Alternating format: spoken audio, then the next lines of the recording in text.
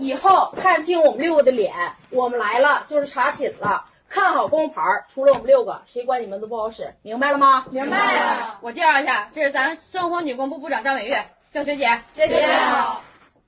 咱们白天别出现挂件情况，有东西吧，你往那个晾衣间挂，对不对？咱屋里是勤变化，不允许挂件。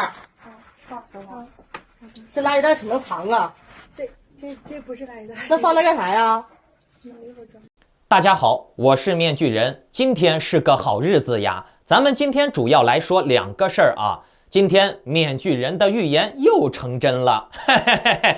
那这个预言呢，我会在节目的后半段来揭露一下我的这个预言到底是怎么回事，以及比特币接下来的操作思路。那在节目的前半段呢，咱们主要来讲解一下大陆的这个停止小学生考试的问题啊。那这个话题非常重要，关乎着你们每个人的子女的未来的。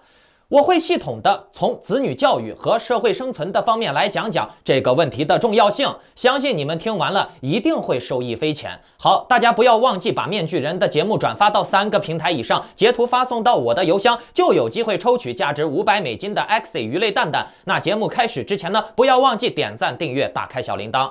好，咱们首先来说一下大陆这边的新闻啊，看图。教育部通知，中小学考试出现新调整，1、2年级不得进行纸笔考试。不仅如此啊，初中的考试也不能太频繁、太难，可以适当的进行1次期中考试。也就是说，不能经常测验孩子的这个学习成绩了。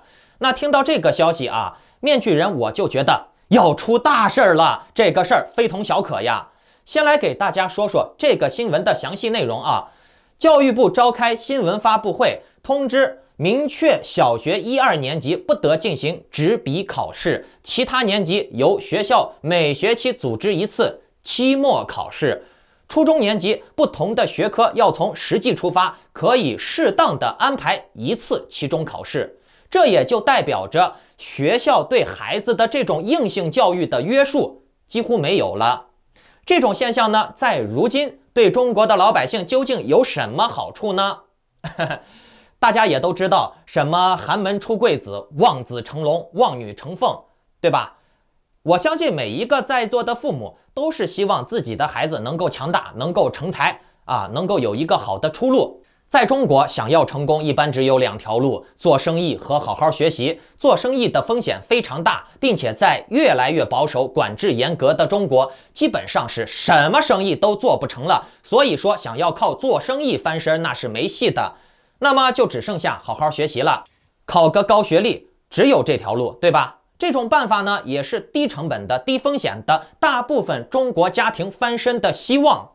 在中国，只有教育考学是相对来说公平一些的上升通道，因为你努力学习，你学到本事了，这是硬货，有知识就是有知识，这个是假冒不了的，这是不得不承认的。所以呢，有知识有技能的寒门子弟，他们至少可以找个更好的专业对口工作，获得不错的工作待遇。更甚者呢，人家学历高的可以进什么科研部门，或者是出国呀，不在厉害国玩了，直接就是选择新世界、新人生，对不对？不过呢，这2种结果都不一定是现在的红色贵族想要看到的。首先呢，寒门子女要是有了真本事、有知识了，就会对统治阶级的子女造成竞争压力。而且呢，你还不得不承认，人家有本事就是有本事，你的孩子不如人家学得好，就是不如人家学得好。那么在目前的中国统治大环境来看啊，中国现在基本上已经称霸世界了。美国现在被中国打得节节败退，对吧？美国的地盘也都被中国抢得差不多了。在这种环境下啊，中国它也不一定需要非常尖端的科技人才了，它反而需要更多的劳动力啊。那么你说你这些寒门子弟的子女啊，学习那么好，反而呢把这些高端的坐办公室的科研工作或者是轻松的工作抢走了，他们这些贵族的子女怎么办？怎么混，对吧？而且人家还不得不承认，因为你的孩子就是有本事有知识，这是天理。其次呢，退一步来讲，那行，我不跟你贵族子女竞争，对吧？我好好学习，我出国，我在国外混，行不行？人才出国了也不行，这会导致崇洋媚外、劳动力缺失、人口生育下降等等一系列的问题。那么现在该怎么办呢？又不能让他在国内竞争，也不能让他出国，怎么办？那就是降低这些人的知识水平。高知识分子呢，保留一部分就够了，不需要大量的高知识分子。至少呢，这些人他没知识了，也还能做一个基本劳动力嘛，进工厂或者种地搬砖嘛。没文化没学历，不会英语，想出国也出不去，对吧？那这些贵族子女的孩子，人家该学习知识学习知识，该接触外国接触外国，该学英语学英语，对吧？不影响。但是你的孩子就不能学，听懂了没？人家有绿灯，你没有。我们再来从教育的角度来理解一下人的这个认知和发育的问题。2年级，也就是差不多一个小孩7、8岁左右嘛，人呀，在7、8岁之前，这是训练小孩的数学逻辑、语言逻辑、行为能力、认知能力的关键年龄。在这个年龄没有得到强化的话，这个孩子以后一辈子也就那样了，属于后先天缺失。人类在一生中学习能力最强的阶段就是7、8岁之前。如果说在这个阶段丧失了教育强化、系统性的训练，那具体情况就可以参考狼孩呀。这也是小时候没有经过系统的语言训练，而后天呢，一辈子都不能说话了。当然，这是个极端情况我们只能作为一个参照。其实生活中呀，处处都是考试，只不过学校的这种专业的文化课考试，相比于家庭的家长监督更专业、更有力度，不会受到亲情的干扰。学校的硬性要求加考试，加上家长的配合，这才是关键这是一个多维度的去锻炼孩子的一个通道。你说有些孩子呀，他就是不怕家长，这个他爸他妈让他学啥，他就是不学，让他写作业，他就在那儿给你玩指头坐在那儿，你看他在那儿坐了1个多小时、半个小时，一个字儿不写，就在那儿拨指头玩，把很多家长气的呀，我相信有这种经历的家长不少吧。可是呢，你把这个孩子放在班主任跟前，你看他还敢不敢玩？就是这个道理教育呀，他要因材施教，也要把握住尺度。你任何事情都不能过度，你也不能把孩子管太严，当然你也不能去太放任孩子，你要掌握这其中的力度，非常的巧妙，你们知道吗？现在可好了，不用考了，不用学了，玩吧。而且在一个小孩语言接收能力最强的年龄段，不让他学英语，那就直接导致了你后天去补习英语的话，效率也会非常的差。而且呢，补习班也不让你学了，补习班都给你关了，对吧？等于说没有这个强化学习能力、语言能力、数学能力的硬性考试要求了。孩子该玩就玩吧，至少能快乐些嘛，对不对？不，也不行，不能光让你的孩子玩，还是要学。可是呢，不能学什么文化课，不能学什么英语、数学。目前替代孩子文化课考试的内容就是学习习近平思想，习主席是好爸爸，思想放光芒，这个后果是非常严重的。可想而知，在孩子锻炼认知的关键时期，不让他强化语言逻辑，不让他学习数学逻辑，就是给他脑子里面灌输习主席是中国人伟大的救世主，爹亲娘亲不如党妈亲，父母只是生我身，党才是我亲妈。各位观众，在这种教学环境下，你和你的孩子会有什么样的下场？在你的孩子认知学习的关键年龄段，党给你的孩子灌输的是你不是他亲妈，你也不用学习什么逻辑，你只用记住效忠党、爱国，习主席是你的爸爸，党是你的妈妈，你不是他爸他妈，听懂了没？你们会有什么样的下场？我相信你们应该能想到吧。所以说，努力的搞钱，出国吧。OK， 我们来看一下加密货币的动向今天是8月31号，大家记住这个时间点大盘整体的走势果然不出面具人我的所料，面先知的预言马上就要实现了我之前一直在说，比特币这个月很难上5万了。你看，比特币就一直没有上5万。不信的可以翻翻我前几期的节目啊。虽然说这中间上了一丁点5万，到了50500，可是呢没站住，又很快的回撤回来了。那这个剧本我也是看到了啊，我提前已经给大家警告过了，上了5万赶紧跑，它一定会深度回调的。是不是让面具人我说准了？它的这个5万上了跟没上是一样的，甚至呢还不如不上。那我说的这些话都是有影片为证的啊，你们可以翻一下前天、大前天、大前天的几期节目啊，视频就在那儿，你们去翻啊，可以给我作证啊。为什么面具人我看的这么准呢？其实呀，我们看盘呢，一定不要迷信 K 线上画画、下画画、左画画、右画画，转完3圈再画1圈，好像那个未来就在你手中了，鼠标一点，天下霸业尽在掌中，未来的现实皆由我手中的鼠标来修改。很多艺术家呀，都是一根筋儿呀，要么就是看涨 K 线向上画，要么就是看跌 K 线向下画。你们难道不明白吗？其实每笔交易都是独立事件，没有什么太强的关联性，有可能涨，也有可能跌。所以呢，我们要看好基本面，看好政策大环境，调控好自己的操作思路才是最重要的。未来的发展怎么走，并不是你鼠标点2下 K 线画2下就能控制的，明白了没？你在那画来画去，你是骗你自己呢，你骗不了任何人，除非呢就是像面具人我这种啊有影响力的，哎，我嘴上一吹牛逼啊，节目 K 线画一画啊，每天几万人看我的节目，总有那么几个傻逼信我画 K 线画的那么准，对不对？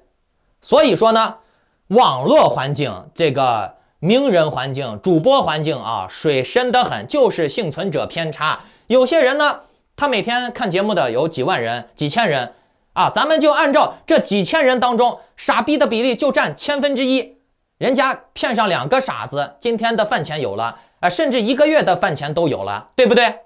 啊，为什么人家能成功？就是因为人家有影响力，人家骗啊，就找那最蠢的人骗都能骗得到。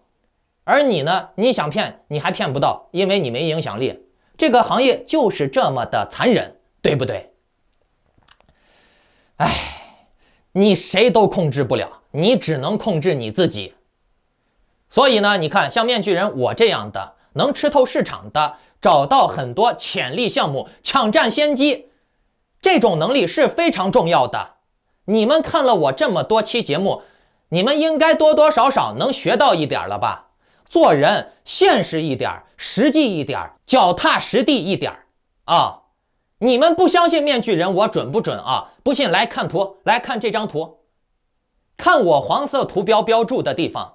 我之前是不是一直在说比特币很难突破5万，而且呢，它回调了以后，它还会很有力的再升上来，退一进二，退一进二啊！你只需要在接近5万的地方做波段。比特币一上49000，你就撤，你就跑。你在这个区间啊，我当时说的是49000到45000左右这个区间走来回，我当时原话就是这么说的，我记起来了。你只需要在49000左右到45000左右的这个区间走来回。你们任何观众看了我的节目，只要做到了这一点的，这段时间你们都赚了不少钱了吧？啊？有做到这一点的可以给我留言啊，给我做一下证嘛，对不对？你们看我节目赚到钱了，你应该最少留言支持一下吧。各位观众能看到面具人节目的朋友们都是有福之人呀。当然了，也有很多观众给我私信发感谢信了啊，赚到了不少钱嘛，感谢一下，或者加个会员之类的支持一下。我说的这些可不是其他的那些博主给你画马后炮线，等事情过去了以后，再把事情拿出来，你看我当时是怎么说的，其实他当时根本没说。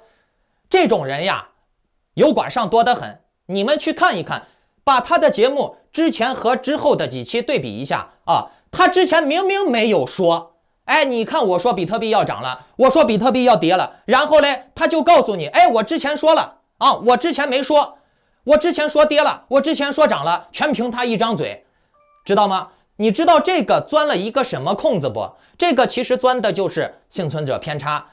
有些人他懒于动脑啊，你看到了他的节目以后，他这么给你心里一引导一暗示啊，他告诉你啊，我之前说过了，准得很啊，我之前说跌了，准得很。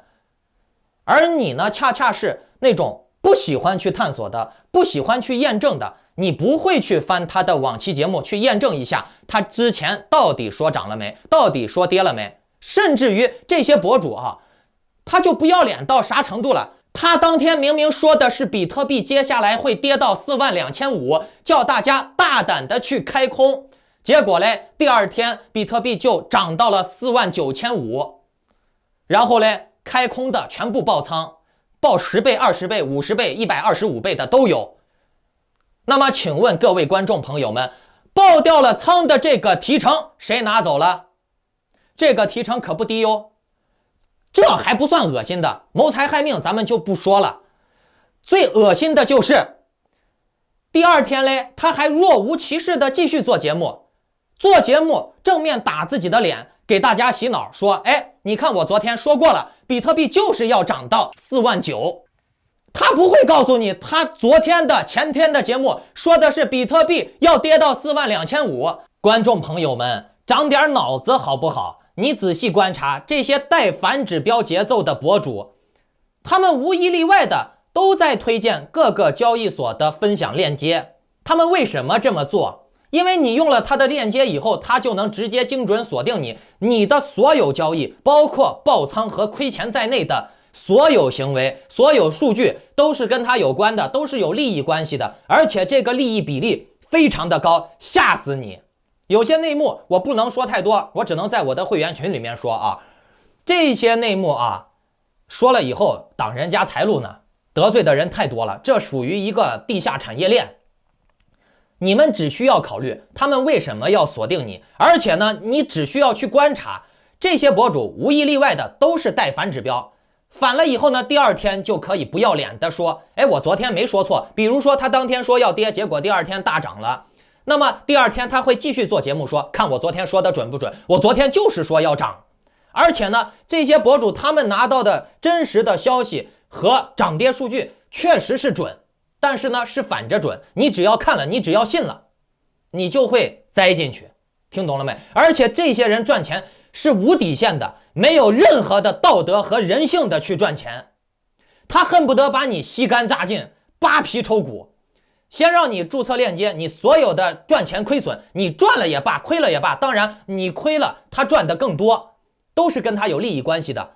除此之外呢，哎，你还要交什么会员费呀、拜师费呀、入群费呀、什么短期实战培训费呀，把你彻彻底底的给你吸干榨净。反正你们这些观众也不会去验证，知道吧？你今天看到了他的节目以后，哎，听他一说，我这个也准，那个也准，我说啥都是准的。然后嘞，你一激动，你脑子想都不想，哎，这个人准得很，我要给他交学费，我要做他徒弟啊，我要学习画画，我要当一个艺术家，对不对？哎呀，你们这些人呀，都是成年人呀，为什么这么的 too young too simple？啊，连这种摆地摊的骗术都识破不了啊！面具人我不一样啊，我所有的节目都是经得起考验的啊！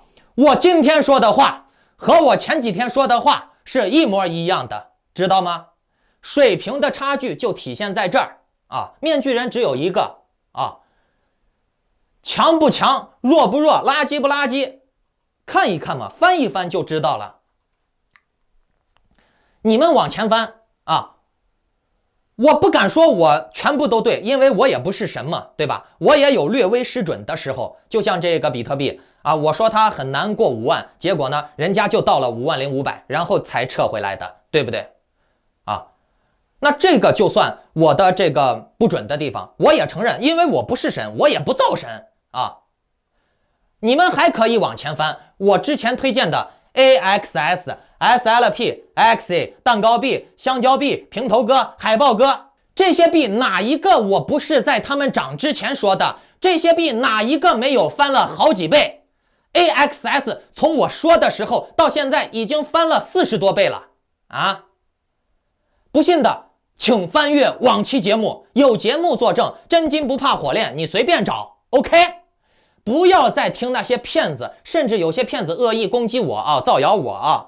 谁造谣，谁是真本事，谁是骗人的，把往期的节目翻出来看一看，就找我说的这些点啊。你可以看看那些博主啊，他昨天明明说的是跌，他明天出节目他就说，哦，我昨天说的是涨，就这么的不要脸。但是呢，不要脸，对不对？我几万个观众，我也能骗到不少哦。长脑子很重要。那各位观众有想要跟面具人交流政治分析、理财规划、币圈的操作经验，以及想要一手潜力项目占尽先机的，请看，这是我的 LINE ID Maskman996，添加我办理会员入群手续。想要参加抽奖的观众，不要忘记转发这个节目到3个平台以上哦。剩下的话咱们群里面再说吧。各位走点心呀，长点脑子吧。凡事的真相要由你自己动手去探索。拜拜。